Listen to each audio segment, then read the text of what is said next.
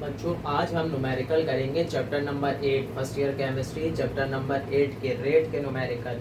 बच्चों रेट के न्यूमेरिकल करने के लिए आपको रेट एक्सप्रेशन बनानी आनी चाहिए। बच्चों रेट के न्यूमेरिकल करने के लिए आपको किसी भी रिएक्शन की रेट एक्सप्रेशन बनाना आना चाहिए। बच्चों रेट एक्सप्रेशन कैसे बनाते हैं देखिएगा। हम इक्वेशन नंबर 1 की रेट एक्सप्रेशन बनाना चाहते हैं तो हम लिखेंगे rate dx over dt। Rate को जाहिर करता है rate is equals to K. Rate is equals to के बच्चों। और concentration of reactant, concentration of reactant पक्की कर लो बच्चों बात। रेट को जाहिर करते हैं dx ओवर dt से। Rate is equals to K, rate constant, K को बोलते हैं rate constant. dx over dt is equals to K और कंसंट्रेशन ऑफ रिएक्टेंट बच्चों। Concentration of reactant, concentration of reactant, सिर्फ रिएक्टेंट, कंसंट्रेशन ऑफ रिएक्टेंट। तो reactant कौन कौन है, ए बी, तो दोनों की कंसंट्रेशन आ जाएगी। कंसंट्रेशन ऑफ ए और कंसंट्रेशन ऑफ बी। ये तो हो गई इक्वेशन रिएक्शन 1 की रेट एक्सप्रेशन। अगर हमें रिएक्शन 2 की लिखनी है बच्चों तो ऐसे लिखेंगे rate is equals to dx over dt is equals to K concentration of reactant. बच्चों रिएक्टेंट, पहला रिएक्टेंट है सोडियम Na। बच्चों ये जो मोल की वैल्यू जो होती है, कोफिशिएंट जो होता है, ये जो नंबर लगा हुआ होता है, इस तरफ जो नंबर लगा हुआ होता है उसको पावर बना देते हैं, उसको पावर बना देते हैं तो ये बन गया स्क्वायर। दूसरा रिएक्टेंट है water H2O, concentration of water. Water के साथ भी कोई कोफिशिएंट लगा हुआ है, नंबर लगा हुआ है, मोल की वैल्यू लिखी हुई है तो ये भी क्या बन जाएगी, पावर बन जाएगी। तो पावर में आ गया स्क्वायर। इसी तरीके से बच्चों तीसरा रिएक्शन पूरा नहीं लिखा हुआ, इसके आगे वाटर भी आएगा बच्चों, लेकिन हमें प्रोडक्ट से कोई कंसर्न नहीं है तो इसलिए हमने पूरा रिएक्शन नहीं लिखा है। इसके आगे वाटर भी आता है। खैर बच्चों, तो हमें रेट एक्सप्रेशन बनानी, हमने लिखा dx over dt is equals to K concentration of reactant. तो रिएक्टेंट, पहला रिएक्टेंट CH3COOH, दूसरा रिएक्टेंट C2H5 और OH, C2H5 और OH दोनों की कंसंट्रेशन। तो रेट एक्सप्रेशन बनाना कोई मुश्किल बात नहीं है बच्चों। dx over dt is equals to K concentration of reactant, ये बात याद रखने वाली है बस। कंसंट्रेशन ऑफ रिएक्टेंट, रिएक्टेंट की कंसंट्रेशन लेनी है बच्चों। अच्छा जी, तो पहला सवाल करते हैं बच्चों। इधर पहला न्यूमेरिकल लिखा हुआ है, वो न्यूमेरिकल सॉल्व करने की कोशिश करते हैं बच्चों। कोई भी न्यूमेरिकल हो, पहला न्यूमेरिकल हो कि आखिरी न्यूमेरिकल हो, आपको एक बात पता है कि न्यूमेरिकल बनाने के लिए सबसे पहले आपको डेटा बनाना आना चाहिए। तो डेटा बना लेते हैं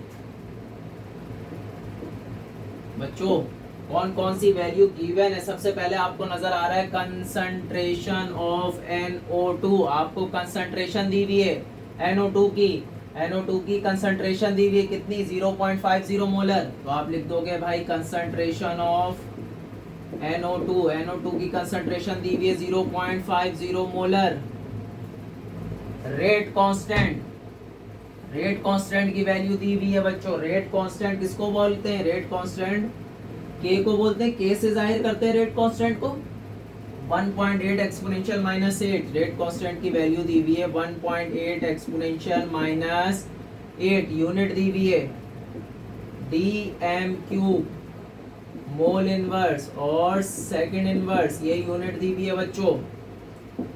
अच्छा जी, आपको कैलकुलेट क्या करना है, बोल रहा है कैलकुलेट दी रेट। आपको रेट कैलकुलेट करना है। रेट को कैसे जाहिर करते हैं, dx ओवर dt से।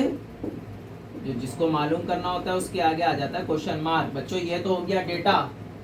सॉल्यूशन करके देखते हैं बच्चों। सॉल्यूशन में जो सबसे पहला काम करना होता है वो आपको बनाना ही होती है रेट एक्सप्रेशन। तो इस इक्वेशन की, इस रिएक्शन की रेट एक्सप्रेशन बनेगी क्योंकि अभी आपको ये रिएक्शन दिया हुआ है। तो रेट एक्सप्रेशन बनाते हैं। Rate is equals to dx over dt is equals to बच्चों के और concentration of reactant, concentration of reactant. आज रिएक्टेंट कौन दिया हुआ है, NO2। तो रिएक्टेंट, कंसंट्रेशन ऑफ रिएक्टेंट बच्चों, वैल्यू लगी हुई है, कोफिशिएंट क्या बन जाता है, पावर, तो क्या हो जाएगा, स्क्वायर। सही है। आगे चलते हैं बच्चों, रेट हमें कैलकुलेट करना है, dx ओवर dt हमें कैलकुलेट करना है, तो जिसको कैलकुलेट करना होता है उसको वैसे ही छोड़ देते हैं। k की वैल्यू आपको दी हुई है बच्चों 1.8 एक्सपोनेंशियल माइनस 8, ये हो गई k की वैल्यू। k की वैल्यू आपको दी हुई है। कंसंट्रेशन 0.50, कंसंट्रेशन दी हुई है 0.50 और स्क्वायर, बच्चों इसका स्क्वायर ले लेंगे बच्चों, 0.50 का स्क्वायर ले लेंगे, 1.8 एक्सपोनेंशियल माइनस 8 स्क्वायर ले लेंगे वैल्यू का, 0.25 आएगी मेरे ख्याल से। 0.50 का स्क्वायर होता है 0.25। बस अब इन दोनों को मल्टीप्लाई करवा देंगे और आपका आंसर आ जाएगा बच्चों। dx ओवर dt दोनों को मल्टीप्लाई करवाना है, 1.8 एक्सपोनेंशियल माइनस 8, आपका आंसर आएगा 4.5 एक्सपोनेंशियल माइनस का 9। बच्चों ये आपका आंसर आएगा 4.5 एक्सपोनेंशियल माइनस का 9। बच्चों यूनिट, यूनिट क्या हो जाएगी, मोल dm क्यूब इनवर्स और सेकंड इनवर्स। बच्चों ये यूनिट हो जाएगी, रेट की यूनिट क्या होती है, मोल dm क्यूब इनवर्स और सेकंड इनवर्स, तो ये यूनिट हो गई बच्चों। ये हमारा पहले न्यूमेरिकल का आंसर आ गया बच्चों, ये हमारे पहले न्यूमेरिकल का आंसर आ गया 4.5 एक्सपोनेंशियल माइनस 9। रेट की यूनिट आपको याद करनी पड़ेगी, कैसे निकालते हैं भाई रेट की यूनिट, अगर भूल जाओ तो निकालना सीख लो। x यहाँ जाहिर कर रहा है कंसंट्रेशन को बच्चों, dx जाहिर कर रहा है चेंज इन कंसंट्रेशन को। कंसंट्रेशन की यूनिट क्या होती है, मोल पर डीएम क्यूब, ऐसे ही होती है ना भाई, मोल पर डीएम क्यूब कंसंट्रेशन की यूनिट होती है। यहाँ पे dt जाहिर कर रहा है चेंज इन टाइम को, तो टाइम की यूनिट क्या होती है, सेकंड। टाइम की यूनिट क्या होती है, सेकंड। तो ऐसा हो जाएगा बच्चों, देखो जरा, मोल डीएम क्यूब को ऊपर लेके जाएंगे तो डीएम क्यूब इनवर्स हो जाएगा, सेकंड को ऊपर लेके जाएंगे तो क्या हो जाएगा, सेकंड इनवर्स। ऐसे ही है ना भाई, तो ये आ जाएगी आपकी रेट की यूनिट, मोल डीएम क्यूब इनवर्स और सेकंड इनवर्स। बच्चों आसान सवाल है, बस रेट एक्सप्रेशन बनाना आना चाहिए, रेट एक्सप्रेशन बनाना आना चाहिए। रेट का दूसरा सवाल देखो जरा बच्चों, सवाल पहला हो दूसरा हो, आपको शुरू कैसे करना है, डेटा से। तो डेटा बना लेते हैं बच्चों, डेटा बना लेते हैं। और सबसे पहली चीज आपको जो दी हुई है, लिखा हुआ है बच्चों, सवाल ने बोला एक केमिकल रिएक्शन दिया है और आगे सवाल बोल रहा है the concentration of both the reactant is 0.1। बच्चों अंग्रेजी समझना, लिखा हुआ है the concentration of both the reactant, बच्चों बोथ द रिएक्टेंट, इसका मतलब है दोनों रिएक्टेंट की कंसंट्रेशन आपको दी हुई है कितनी, 0.1 दी हुई है। The concentration of both the reactant, बच्चों दोनों रिएक्टेंट की एक ही कंसंट्रेशन दी हुई है। रिएक्टेंट कौन है, ए और बी, तो concentration of A, concentration of B, दोनों रिएक्टेंट की कंसंट्रेशन आपको कितनी दी हुई है, 0.1 मोल्स पर डीएम क्यूब। अच्छा जी, and rate of a chemical reaction, बच्चों रेट दिया हुआ है, रेट आपको दिया हुआ है बच्चों, रेट आपको दिया हुआ है। रेट को कैसे जाहिर करते हैं, dx over dt is equal to 3.2 exponential minus का 4। यूनिट क्या होती है रेट की, याद रखने वाली बात है, सवाल में दी हुई है लेकिन खैर आपको जो है याद रखनी है, ये यूनिट रेट की यूनिट आपको याद रखनी है। अच्छा जी, इसके अलावा आपको सवाल बोल रहा है calculate the following, part A में बोल रहा है रेट कांस्टेंट। बच्चों रेट कांस्टेंट कैलकुलेट करना है। रेट कांस्टेंट को कैसे जाहिर करते हैं, के से जाहिर करते हैं, तो के को हमें कैलकुलेट करना है। बी बच्चों बी में क्या बोल रहा है, बी में भी बोल रहा है रेट कांस्टेंट को कैलकुलेट करना है बच्चों, बी पार्ट में भी। लेकिन एक जुमला बोल रहा है if initial concentration of any one reactant is double, बच्चों बोल रहा है बी में भी रेट कांस्टेंट को ही कैलकुलेट करो, लेकिन किसी एक, if initial concentration of any one, बच्चों एनी वन, अगर किसी भी एक रिएक्टेंट की कंसंट्रेशन को डबल कर दो, बोल रहा है किसी भी एक रिएक्टेंट की कंसंट्रेशन को डबल कर दो, दो रिएक्टेंट दिए में ए बी, किसी भी एक रिएक्टेंट की कंसंट्रेशन को बच्चों डबल कर दो, जौन सा भी आपको पसंद आ रहा है, ए की कंसंट्रेशन को डबल कर सकते हैं, आप चाहो तो बी की कंसंट्रेशन को कर लो। इनिशियल कंसंट्रेशन क्या दी हुई है, 0.1, डबल करना है तो मल्टीप्लाई करवाना पड़ेगा बच्चों 2 से मल्टीप्लाई करवाना पड़ेगा बच्चों, 2 से, तो आपके पास आंसर आएगा 0.2। 0.1 multiply by 2 is equal to 0.2। बच्चों ये आपने कंसंट्रेशन को डबल कर दी। कंसंट्रेशन की यूनिट क्या होती है? मोल पर डीएम क्यूब। अच्छा जी बच्चों याद रखो, जब भी कंसंट्रेशन डबल होगी, रेट अपने आप डबल हो जाएगा। बात पक्की कर लो बच्चों, जब भी कंसंट्रेशन को डबल करोगे, रेट अपने आप डबल हो जाएगा। जब भी कंसंट्रेशन को डबल करोगे, रेट अपने आप डबल हो जाएगा। अगर आप कंसंट्रेशन की वैल्यू को 4 टाइम्स बढ़ाते तो आपको रेट को भी 4 टाइम बढ़ाना पड़ता। भाई रेट और कंसंट्रेशन का डायरेक्टली रिलेशन है ना, एक चीज को जितना बढ़ाओगे दूसरी चीज भी उतना ही बढ़ाना पड़ेगी। तो आपने कंसंट्रेशन को 2 टाइम्स बढ़ाया तो रेट को भी कितने टाइम्स बढ़ाना पड़ेगा? 2 टाइम्स बढ़ाना पड़ेगा। तो हम इधर रेट की वैल्यू को भी बच्चों पार्ट बी के लिए रेट की वैल्यू को भी मल्टीप्लाई करवाएंगे 2 से। dx ओवर dt की वैल्यू आपको क्या दी हुई है? 3.2 एक्सपोनेंशियल माइनस का 4 मल्टीप्लाई बाय 2। इन दोनों वैल्यू को मल्टीप्लाई करवाना पड़ेगा। 3.2 एक्सपोनेंशियल माइनस 4 मल्टीप्लाई बाय 2 तो 6.4 एक्सपोनेंशियल माइनस का 4 आंसर आएगा। और रेट की यूनिट मोल डीएम क्यूब और सेकंड इनवर्स। बच्चों ये पार्ट बी के लिए काम करना था हमें, पार्ट बी के लिए, क्योंकि पार्ट बी में बोला था ना कि कंसंट्रेशन को किसी भी एक रिएक्टेंट की डबल कर दो। तो याद रखना जब भी कंसंट्रेशन के साथ आप छेड़छाड़ करोगे, वही छेड़छाड़ आपको रेट के साथ भी करनी पड़ेगी। ठीक है बच्चों? अच्छा जी, अब पार्ट ए का सॉल्यूशन कर लेते हैं बच्चों। 2 पार्ट पे सवाल मुश्तमिल है तो सॉल्यूशन भी 2 होंगे। तो सबसे पहले पार्ट ए का सॉल्यूशन कर लेते हैं। बच्चों पार्ट ए का सॉल्यूशन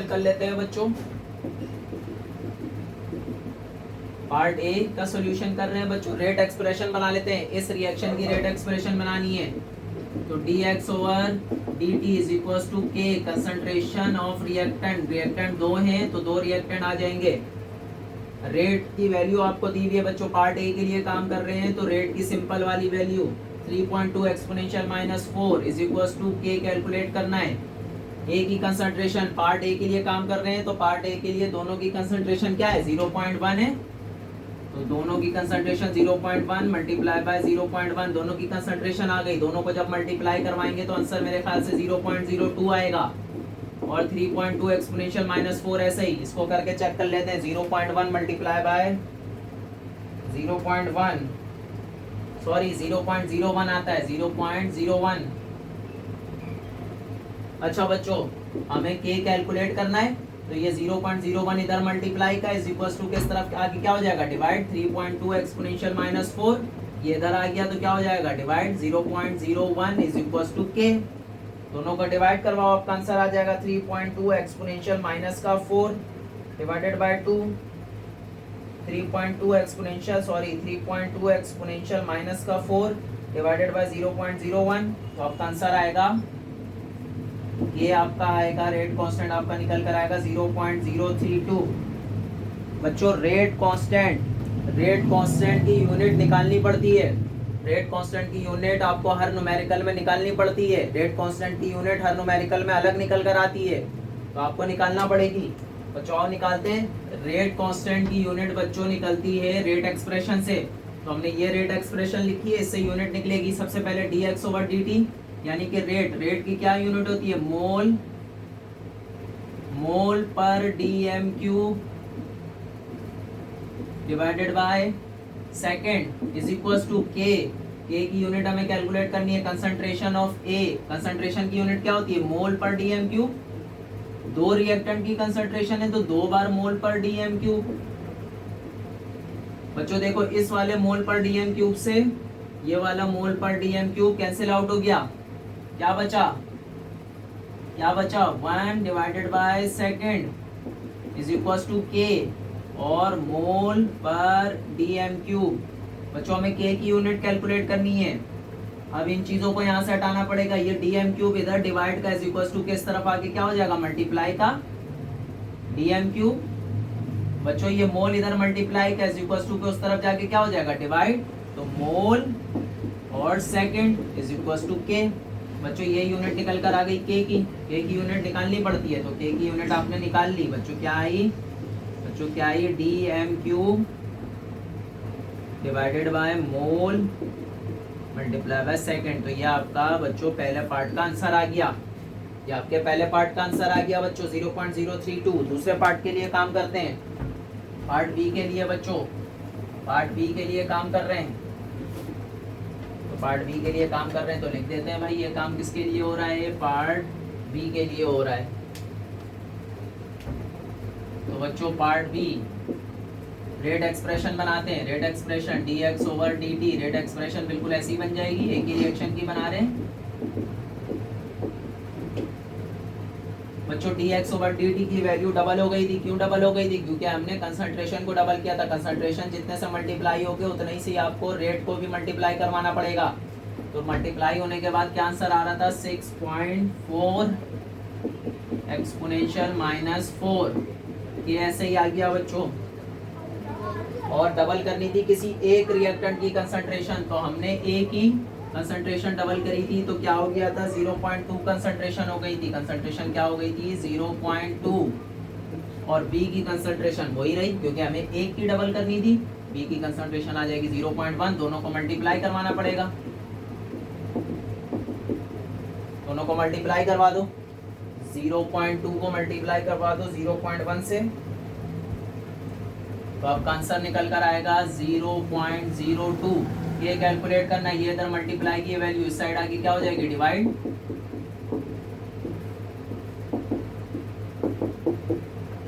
तो बच्चों बस अब सिंपल डिवाइड करवाना है, डिवाइड करवा दो। 6.4 एक्सपोनेंशियल माइनस का 4 डिवाइडेड बाय 0.02। तो आपका आंसर आएगा बच्चों 6.4 है। 6.4 एक्सपोनेंशियल माइनस का 4 डिवाइडेड बाय 0.02। आपका आंसर आएगा 0.0, आपका आंसर आएगा 0.032। 0.032 बच्चों आपका आंसर आएगा 0.032। और यूनिट यही यूनिट रहेगी जो के की निकाली थी, एक बार निकाल ली ना, तो वही यूनिट रहेगी मोल पर एक सवाल के लिए। लेकिन एक बार के की यूनिट सिर्फ एक सवाल के लिए, अगले सवाल में दोबारा से के की यूनिट निकालोगे। के की यूनिट हर बार चेंज होकर आती है बच्चों, ठीक है। तो इस तरीके से ये सवाल आपका बच्चों सॉल्व होगा। इस तरीके से ये पार्ट बी के लिए भी काम कर लिया आपने और पार्ट ए के लिए भी काम